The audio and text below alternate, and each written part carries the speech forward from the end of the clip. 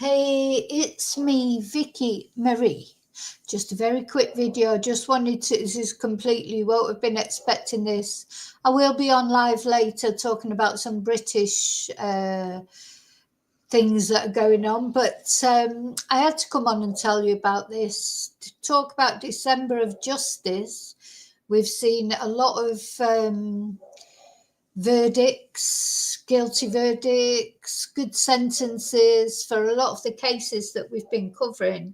And this is another one, the Delphi murders, of course, the murders of Abbi and Libby while they were on a trail in Delphi, Indiana, in America. And Richard Allen was the bridge guy. He was found guilty couple of weeks ago, wasn't he, for this crime, the murder of these two girls. He slit their throats. Anyway, I'm not going to go over the whole case. I just wanted to let you know the sentencing. And it's a good one. You can always rely on America to give you a good sentencing once someone's been found guilty. So here we go. We're going to have a look.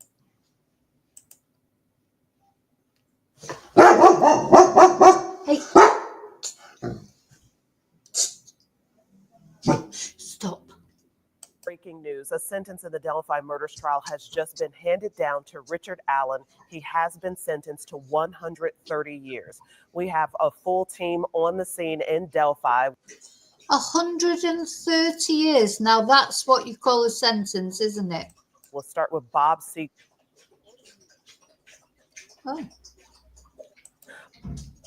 Oh, the sound's gone. Bob, 130 years you're hearing. Tell us more, please. Felicia, I was inside the courtroom. Now, I just want to say this whole trial has been secret. We've not seen any of the trial or like even the verdict, the sentencing. At the end, the judge made it all secretive. So we've had to rely on what reporters have been telling us. And we've when we were watching the actual court case, we were watching this WTHR. We were watching that quite a lot, and we've seen this guy quite often. He got quite invested in the case. He got quite emotional when the the verdicts were called, etc. But yeah, nobody, even now, the judge is making it all very secretive. Sitting right behind Richard Allen when the sentence was handed down by Judge Frances Gall. The judge said that, in her words, she said to Richard Allen, "You rank right up there with the most hideous crimes that she has presided over in her 27 years as she's been presiding over criminal cases here in Indiana. For that reason, she sentenced Richard Allen to the maximum amount of time in prison that she could. Like you said, 130 years, 65 years for the murder of Abbi Williams, 65 years for the murder of Libby German." She also told the court this morning that there was an extraordinary impact on the families of the two girls. She said it was a generational impact. That is actually a term that was coined by Libby's grandmother in speaking to the judge and in speaking to the courtroom, saying the impact of these murders is going to last. We've got Spicy. I respect what you're saying. I know a lot of people agree with you. But Richard Allen was found guilty. He is as guilty as the hell he's going to. And, I'm not going to go over all the things that people say, no DNA, no this, no that. There was loads of evidence against Richard Allen. He's 100% guilty. That's why he was found guilty. And this is just desserts for the family. The family deserved the verdict, and they deserve the sentencing. And I haven't got any qualms whatsoever that Richard Allen deserves this sentence. Last for generations, not only for their family, but also for this community here in Carroll County. Judge Frances Gall said these families will deal with your carnage forever, as she looked directly at Richard Allen. At that point, she said, "You sit there and continue to just roll your eyes at me And it was moments after that she announced the maximum sentence that she can impose. Now, good for her. Good for her. The thing is, this guy confessed, what was it, over 60 times or something ridiculous. He's as guilty as hell. The judge knows it. The jury knew it. That's why they found him guilty. There were things that came out in that courtroom that we don't even know about because it was secret. He admitted it himself more than one occasion, many occasions. He was there. He was bridge guy. He was there. His bullet was there. There was so much evidence. He was. Do you know what? This guy, he should count himself lucky that it took them so long to find him and convict him, because really he's got his 130 years now that he deserves every minute of it. But he had quite a few years that he got to lead a normal life that he shouldn't have had. So justice, I'm so grateful to this judge. Should point out there were actually 4 murder charges against Richard Allen, okay. 2 for the murders of Abbi, 2 for the murders of Libby. Under Indiana state law, an individual can only be sentenced for murdering an individual once. So therefore, counts 1 and 2, those were dismissed by the judge. Counts 3 and 4, again, a count each of murder against Abbi, and the murder of Libby. Those are what the judge ended up sentencing Allen for here this morning. He will now be assigned a public defender. The prosecutor, Nick McLeland, asked the judge to seal the autopsy photos and the crime scene photos moving forward. And those photos were a big part of this morning's hearing. The families of Abbi and Libby really lashed out against the defense team, saying that they allowed, through recklessness, for those photos to be leaked online, causing tremendous harm to the families moving forward. And they asked the judge to really take that into consideration as well. The judge was able to take some mitigating factors into consideration when. There's no mitigating factors. What mitigating factors are there that this man murdered 2 young girls? And do you know what? I wouldn't be surprised if there's more comes out about this guy. I've got a feeling that he may have done similar things before. He is guilty.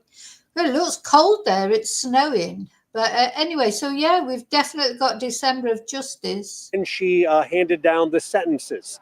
She said that she would take into consideration that Richard Allen has no previous criminal history, but she said based on the heinous nature of the crimes, she did not give that a lot of weight.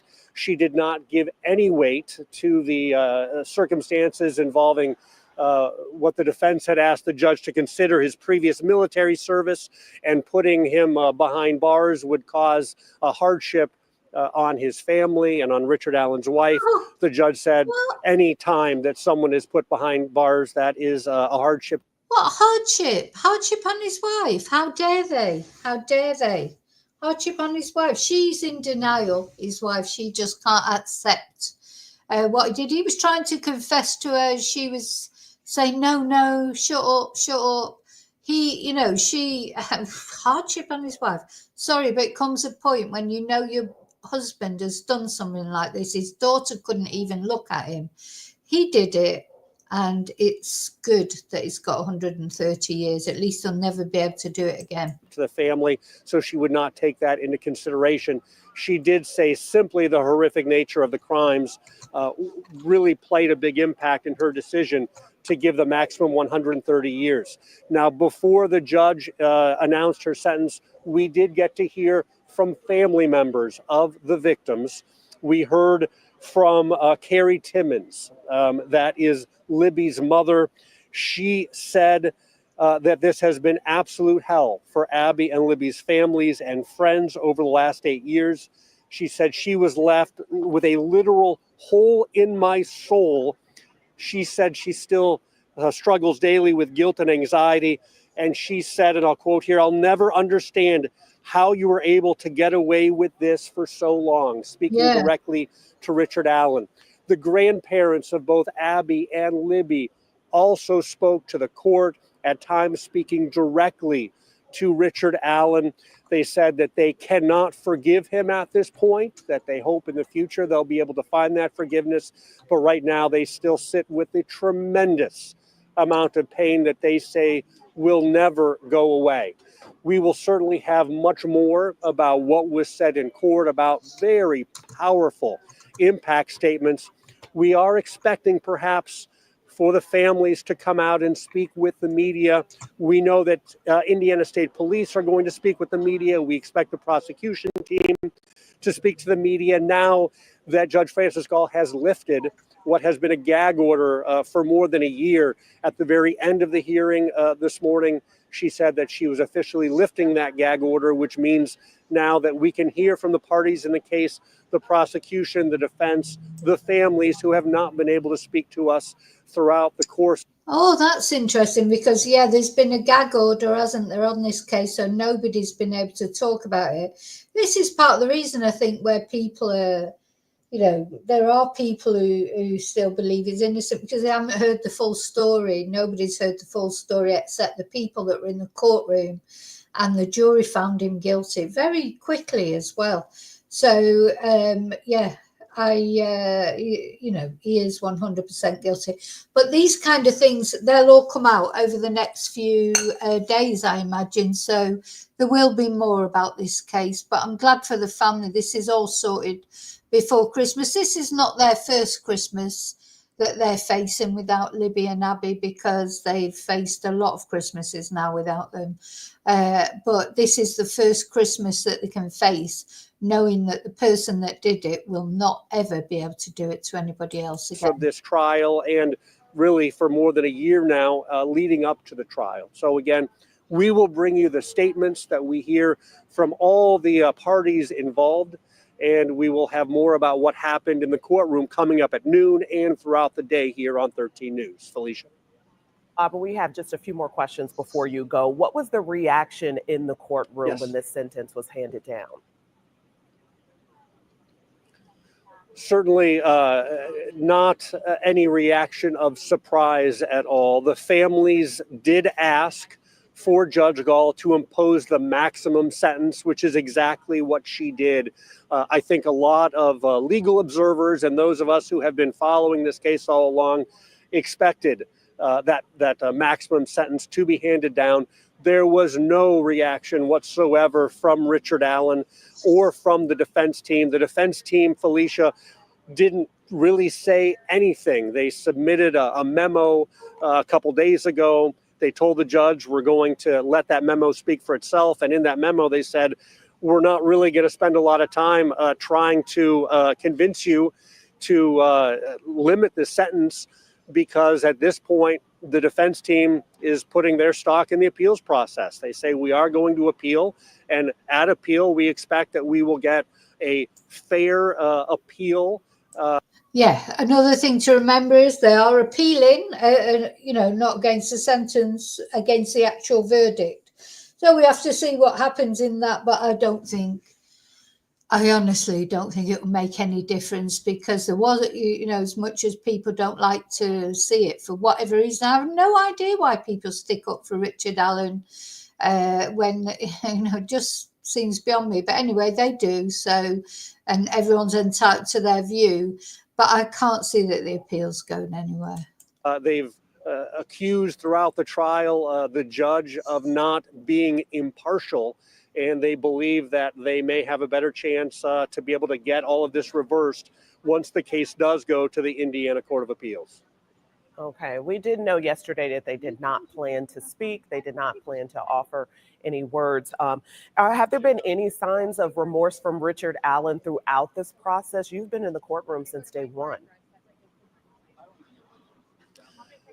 So it's a good question, Felicia, because, you know, we heard during the trial that Richard Allen, in speaking with the psychologist at the prison, and in some of the things that he wrote to the warden and said to some of the guards and other inmates in prison, according to statements that he made, confessions, he wanted to apologize to the family.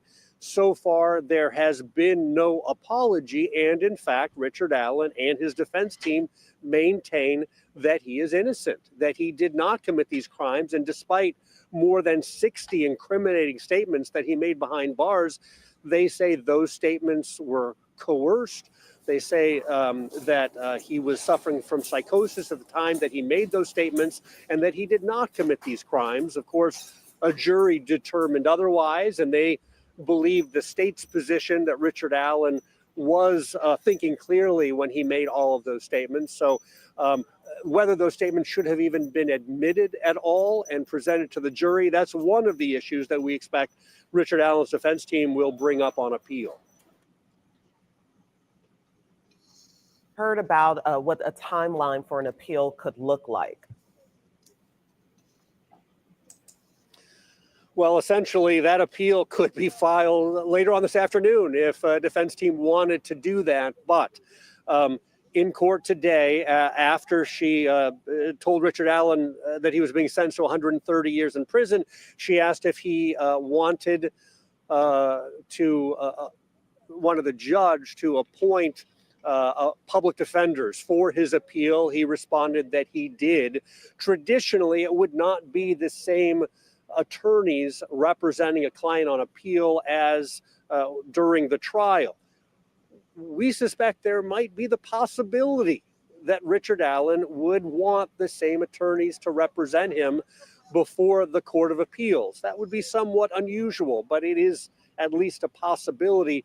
We will wait to see who might be appointed and whether or not there might be the same attorneys. I do not think that that is something that Judge Francis Gall would choose for Richard Allen to have the same attorneys, but that decision will not be made by her.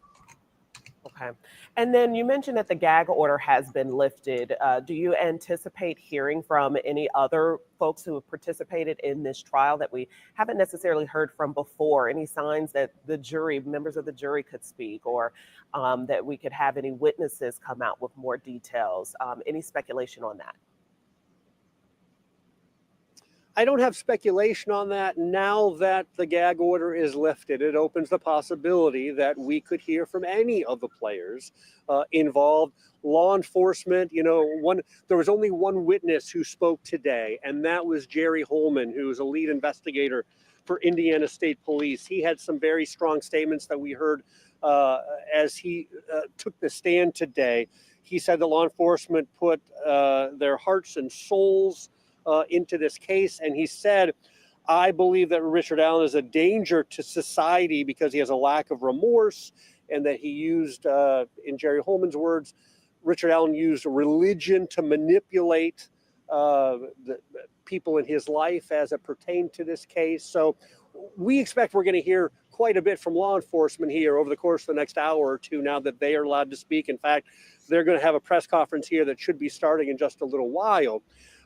As far as oh my God, there's so much going on at the moment. So I am on again later talking about some British sort of things that have happened, court cases. What's going on in December just before Christmas that all these things are happening? But yeah, there'll be a press conference from the police. Now that the judge has lifted the gag order, there'll be a lot of things coming out. But we'll just listen to the end of this and then I've got to go, but I will be back later. As other players, as far as Richard Allen's family, by the way, his wife and mother who have been here throughout the entire trial, they were not in court today. And we know that in speaking with the defense attorneys, that's not because they didn't want to be here to support him, but because Richard Allen asked for his family not to be here for the sentencing today. So whether or not we could hear from Richard Allen's families, whether or not the families of Abbi and Libby are going to speak out, we don't know for sure, but we expect that they're going to, and we should. That's interesting. So Richard Allen asked for his family not to be there.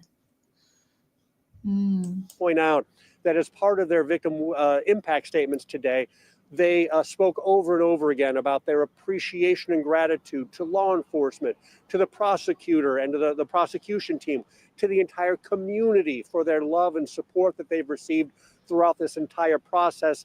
I anticipate they may want to reiterate those statements again directly to the community and to the people who they are so grateful for their help.